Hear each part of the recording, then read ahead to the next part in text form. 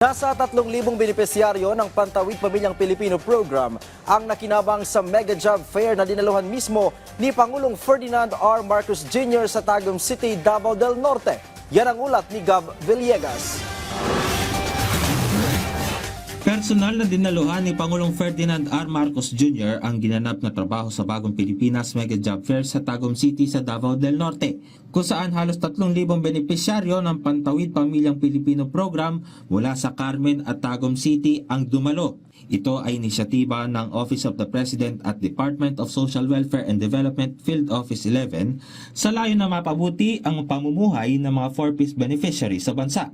Ito ay bilang pagtupad sa aming mandato at sa aming pangako na itaas ang antas ng pamumuhay ng bawat pamilyang Pilipino, lalong-lalo na sa ating mga benepisyaryo ng 4-piece at saka ng tupad.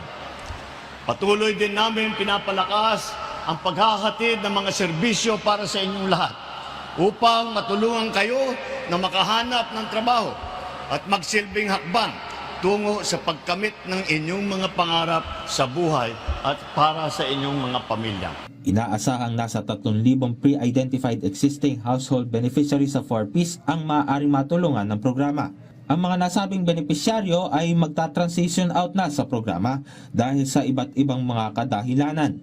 Ang trabaho sa Bagong Pilipinas Mega Job Fair ay ginanap upang mabigyan ng trabaho at pagkakakitaan ang mga 4-piece beneficiaries upang mapanatiling progresibo ang kanilang pamumuhay kahit hindi na tumatanggap ng ayuda mula sa programa. Ang 33 taong gulang na 4-piece beneficiary mula sa Magsaysay, Carmen, Davao del Norte na si Michi Natad, hire on the spot bilang cashier sa isang mall sa Panabo, Davao del Norte, kung saan 7 taon na siyang benepisyaryo ng 4-piece. Nagpasalamat jud ko nga nadawat ko. Di kong dili tungod sa 4-piece. Siguro dili ko makasulod ani nga trabaho. Ayon naman sa Regional Director ng DSWD Region 11 na si Merlinda Paragamak, malaking tulong ang programa para sa 4-piece beneficiaries dahil magpipitong taon na sila sa programa at kailangan na nila mag-transition out. Importante po itong activity na ito kasi dinadala natin ang serbisyo para sa kanila.